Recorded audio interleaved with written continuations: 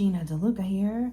All right, we are on day 7 of 30 days of being creative. 30 days of creating something new every day.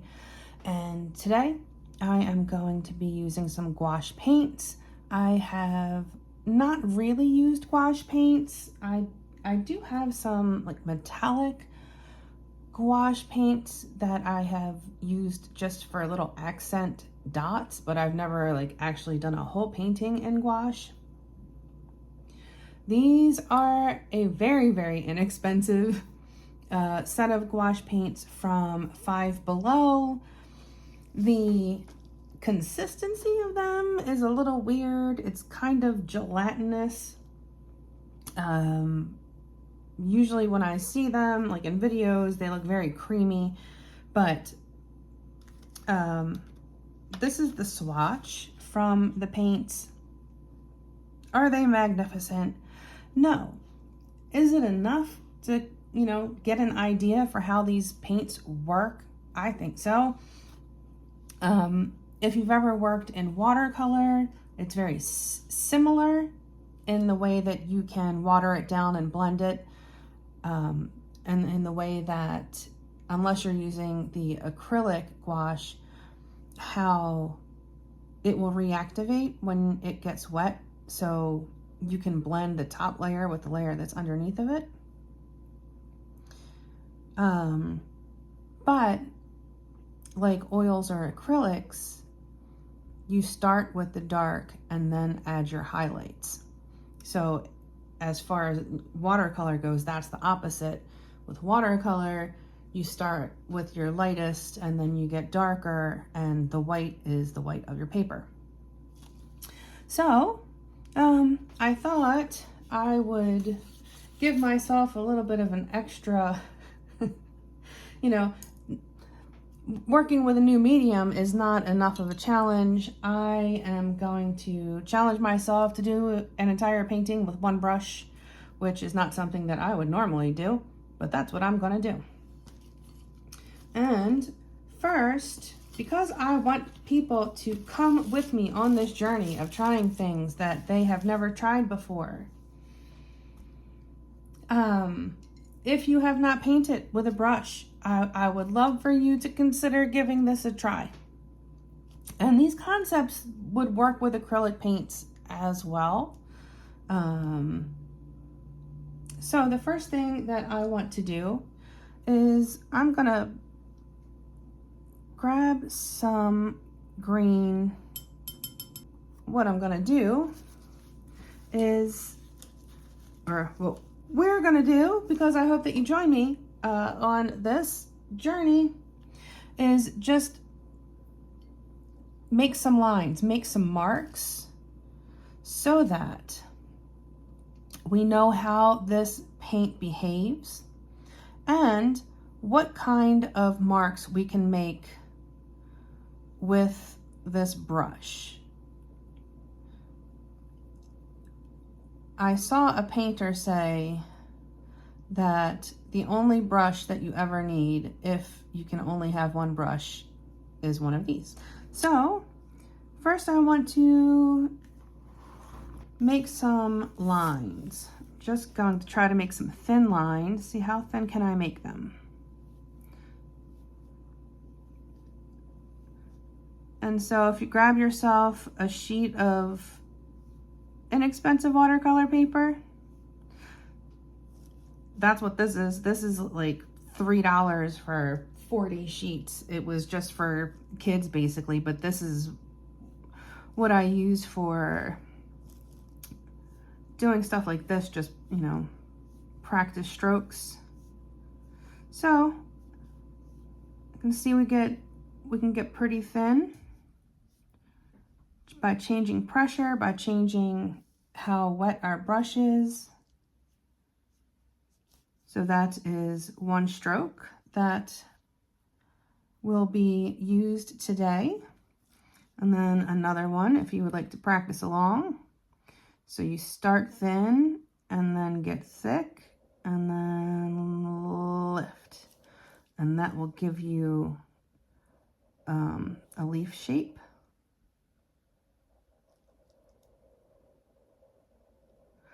And if you don't like the way it's shaped, you can always kind of change it a bit.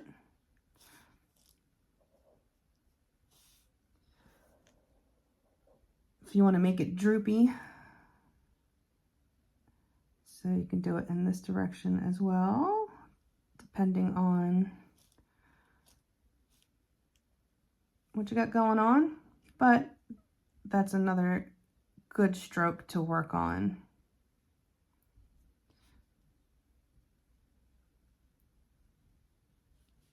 And you can make them small and short.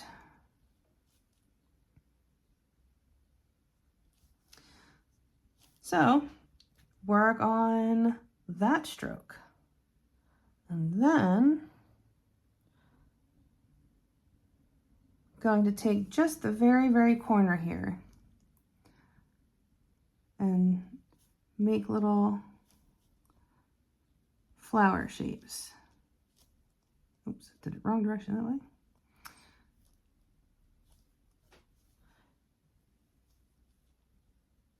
And then to see how small you can do it.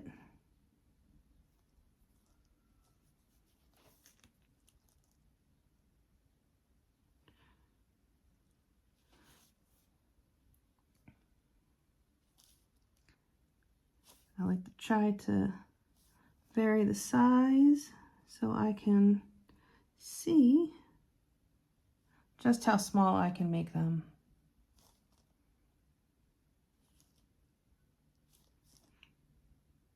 How small of a mark can you make? So these will probably be the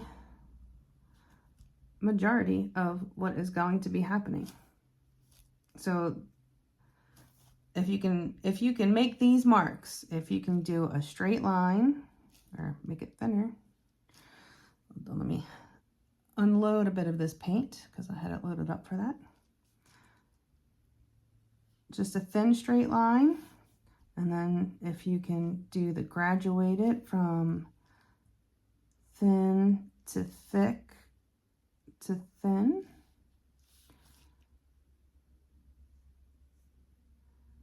and then if you can just do little dots, if you can do that, you can do this painting.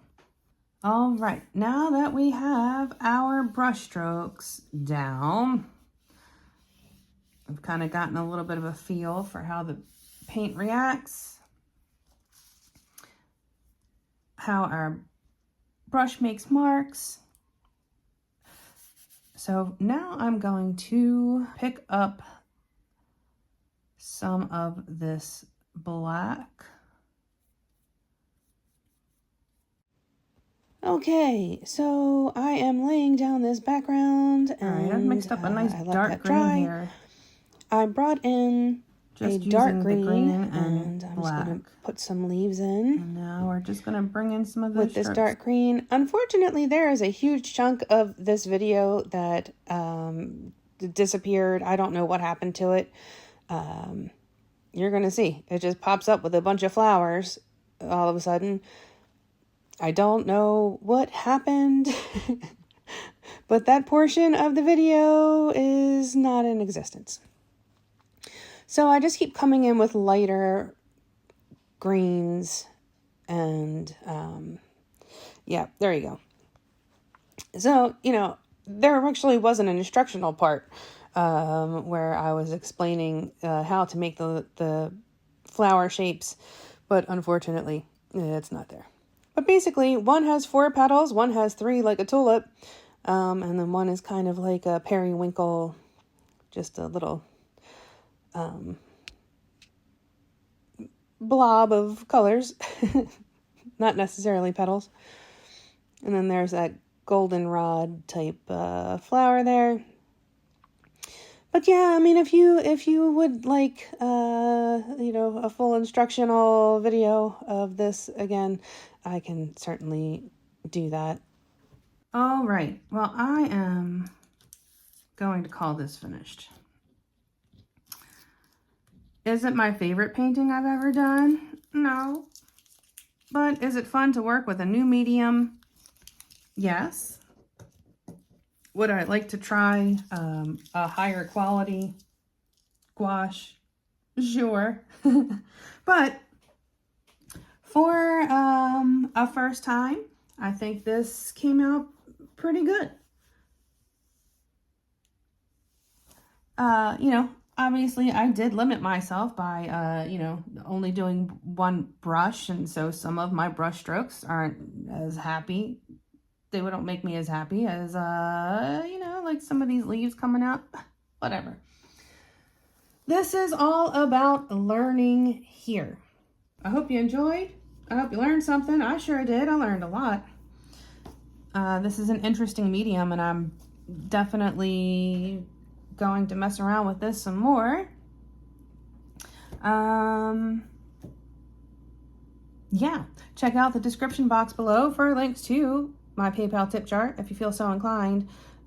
If you are not subscribed, please subscribe. But if you are subscribed, I've had a lot of people tell me that they're not receiving notifications, which I totally believe, because I'm having a hard time hitting 100 views when I have 165,000 subscribers.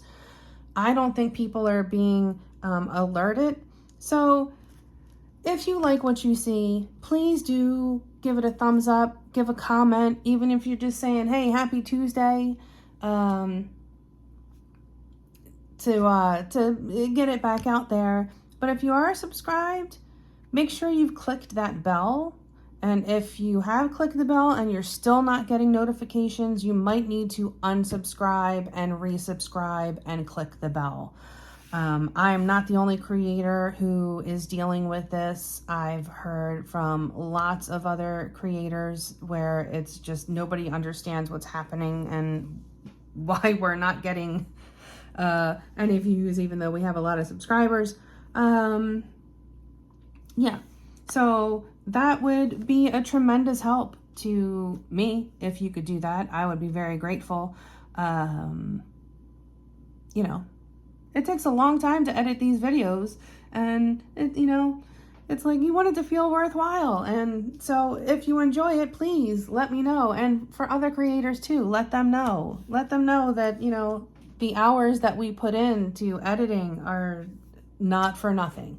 So, yeah. And let's see, check out the description box for links to my website, GinaDeLuca.net, where you can find my art and music and fluid art inspiration cards for sale. You'll find the link to our Facebook group, Go Make Some Art. Join us there, post your masterpieces, ask your questions, get some inspiration. Good times had by most, because it is the internet after all. And you'll find links to, I don't know if I said this or not, affiliate links and coupon codes. You can get some coupons. If you use that link, I receive a commission at no additional cost to you. Is that everything? I think so. Come back tomorrow for day 8 of 30 Days of Creativity. Don't know what I'll be making. We'll find out together. All right. That is it for me. I hope you have a beautiful day. Now go make some art.